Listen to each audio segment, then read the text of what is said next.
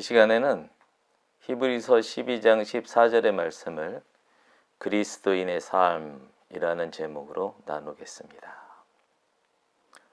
오늘은 말씀이 길지 않습니다. 한 절입니다. 14절입니다. 모든 사람과 더불어 화평함과 거룩함을 따르라. 이것이 없이는 아무도 주를 보지 못하리라.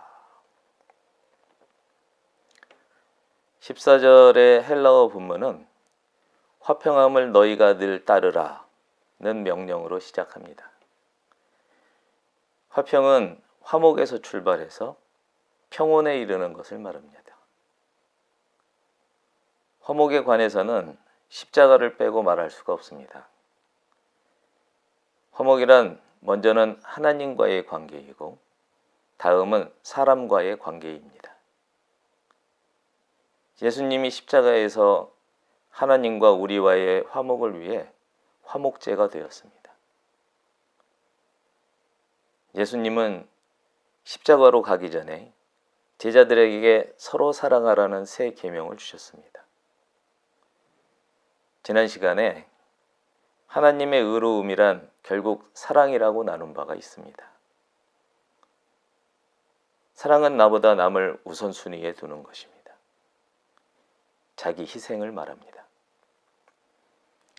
자기 희생이란 측면에서 새 계명은 우리가 져야 할 십자가라는 생각이 듭니다. 하나님은 우리를 사랑해서 아들인 예수님을 우리의 속죄 제물로 주셨습니다. 예수님은 하나님과 우리를 사랑해서 자신을 희생 제물로 주셨습니다. 그렇다면 우리는 서로를 사랑하기 위해 자신을 희생해야 합니다. 우리를 위해 자신을 희생한 예수님이 지금 어디에 계십니까? 하나님 오른편 보좌에 계십니다. 우리의 십자가는 우리를 예수님께 데려다 줍니다. 화목은 우리를 천국, 하나님의 나라, 곧 영원한 안식으로 우리를 이끌어 갑니다. 다름 아닌 평온에 이르는 것입니다. 우리는 이와 같이 화평함을 늘 따라야 합니다. 따르다는 말은 다른 사람이나 동물의 뒤에서 그가 가는 대로 같이 가다. 앞선 것을 쫓아 같은 수준에 이르다. 좋아하거나 존경하여 가까이 쫓다. 이런 의미들을 가지고 있습니다. 선생과 제자와의 관계를 생각나게 합니다. 제자를 자신과 동등할 만큼 키우면 가장 훌륭한 선생이라 할 수 있습니다. 이와는 반대의 상황도 있죠. 어떤 제자가 선생과 같아지려고 정말로 지나치게 열심히 노력한다고 합시다. 그래서 그 제자만 보면 그 선생이 무엇인가 쫓기는 것 같은 핍박을 느낀다고 칩시다.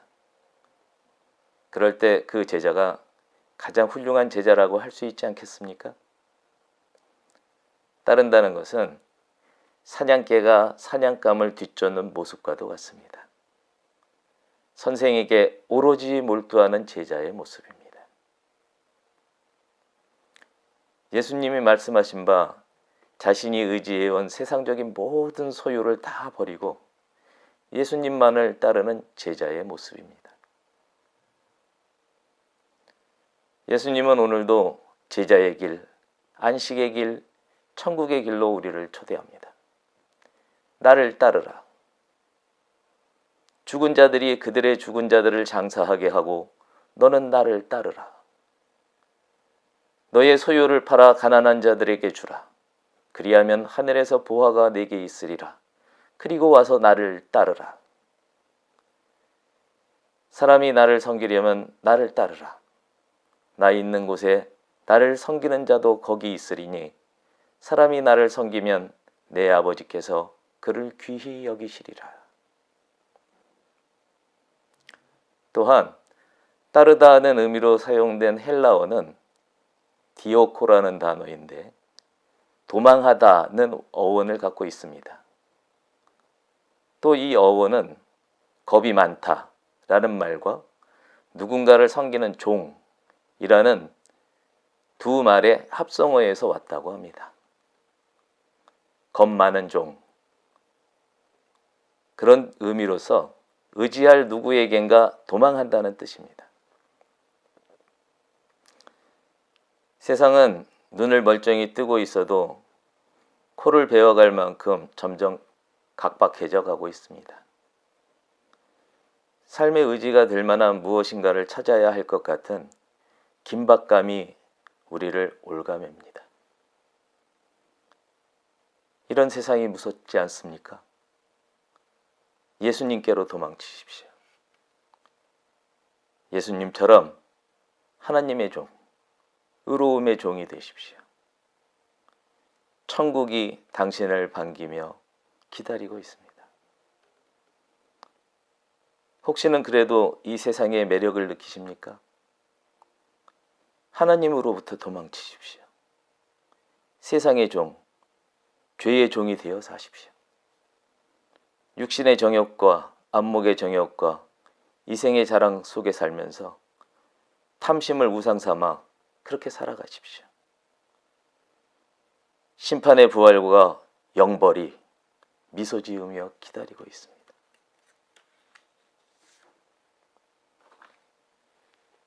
죄의 종이 되든 의의 종이 되든 우리는 둘 중 하나밖에는 선택하지 못합니다.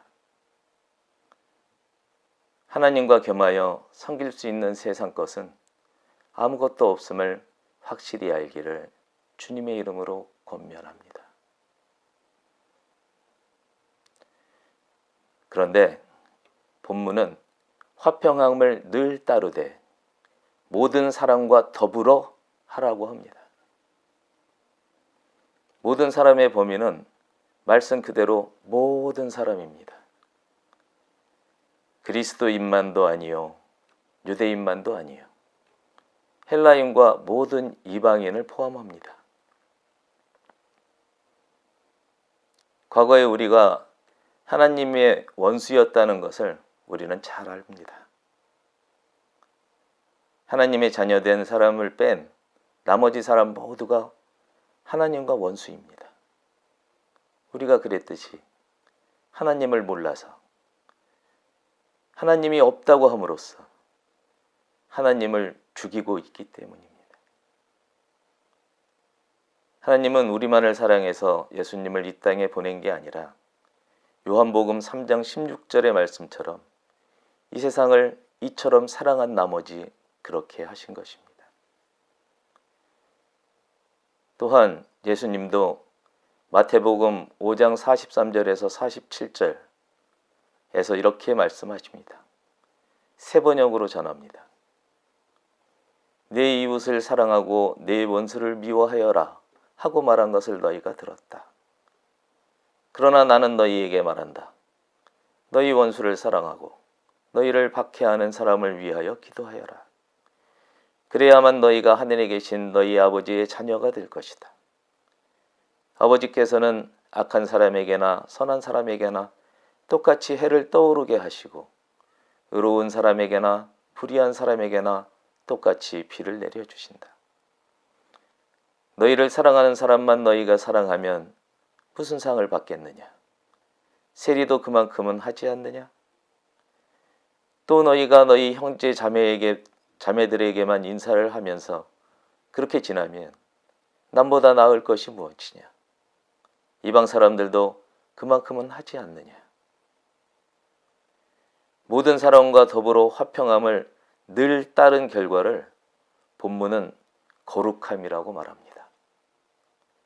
하나님의 종, 의로움의 종이 된 그 결과입니다. 중요한 것은 어느 한순간이 아니라 늘 언제나 그래야 한다는 것을 잊지 말기를 주님의 이름으로 권면합니다. 거룩함은 우리가 머무는 이 세상과는 전적으로 구별됩니다. 모든 면에서 온전히 순전한 하나님의 속성입니다. 아무리 깨끗한 물이라도 눈곱만한 똥이 들어가면 똥물이 되지만 아무리 더러운 똥물이라도 예수님의 그림자만 닿아도 생수가 됩니다. 거룩함은 더할 것이 없는 아름다움 그 자체입니다. 예수님을 따르면 우리는 이미 그 거룩함 앞에 나아가 있을 뿐만이 아니라 그 안에 머물게 되는 것입니다. 기억해야 할 것이 있습니다. 우리가 거룩해서 예수님께 나아가는 게 아니라 예수님께 나아감으로 우리가 거룩해집니다. 누가 예수님께 나아갔습니까? 자신이 죄인인 것을 인정하는 사람들입니다. 우리의 거룩함은 우리 스스로가 죄인인 줄 아는 데 있습니다. 그래서 예수님의 제자가 되기를, 하나님의 종이 되기를 자처하는 것입니다. 우리가 예수님에게 나아가야 하는 이유가 있습니다. 앞에 소개한 마태복음 5장 43절에서 47절에 예수님 말씀에 견주어 한 가지 질문을 하겠습니다. 자신에게 원수가 되는 사람을 떠올리면서 대답해 보시기 바랍니다. 여러분은 원수를 사랑하거나 또는 그를 위해 기도할 수 있습니까? 여러분은 모르겠으나 저로서는 안 될 것 같습니다. 그래서 예수님 안에 들어가 그분을 덧입지 않고는 할 수 없다는 생각이 듭니다. 그분은 하나님 아버지께 그분을 배신한 제자들과 세상에 대한 용서를 구하며 십자가에서 피 흘리셨기 때문입니다. 히브리서 12장 3절도 이렇게 말합니다. 너희가 피곤하여 낙심하지 않기 위하여 죄인들이 이같이 자기에게 거역한 일을 참으신 일을 생각하라. 14절 본문을 다시 한번 보겠습니다. 모든 사람과 더불어 화평함과 거룩함을 따르라. 이것이 없이는 아무도 주를 보지 못하리라. 이제 후반부를 나누겠습니다. 이것이 없이는 아무도 주를 보지 못하리라.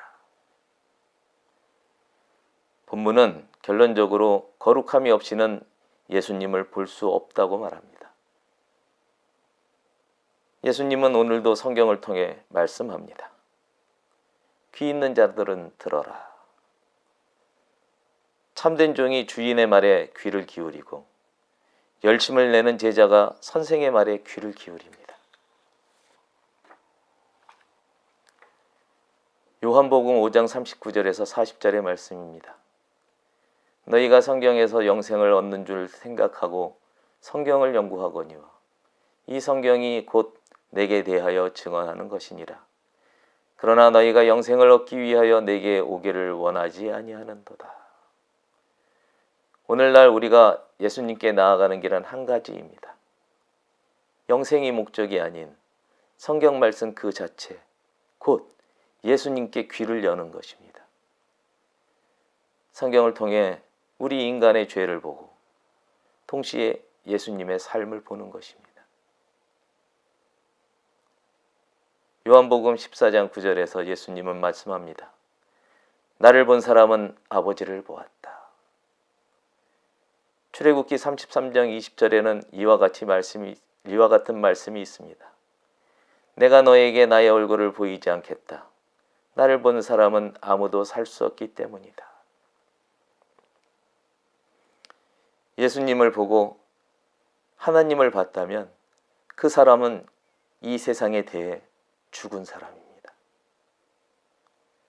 반대로 세상의 것에 눈이 멀고 세상의 소리에 귀가 먹은 자들은 하나님에 대해 죽은 것입니다. 하나님에 대해 죽은 사람에게는 하나님이 없습니다. 그 사람은 자신에게서 하나님을 죽인 것입니다. 그런 거로 그 사람은 당연히 예수님을 보는 게 가능하지 않습니다. 예수님의 복음을 들려드립니다. 마태복음 5장 8절의 말씀입니다. 마음이 깨끗한 사람은 복이 있다. 그들이 하나님을 볼 것이다. 우리는 오늘도 멀리서 우리 안식의 약속인 예수님을 성경에서 만나려고 열심을 냅니다. 이러한 우리 믿음의 본체인 예수님만이 우리를 구원으로 이끕니다. 자신이 죄인임을 깨닫는 여러분과 저의 거룩함이 예수님의 진정한 거룩함 안에 머무는 유일한 길이 되기를 주님의 이름으로 축복합니다.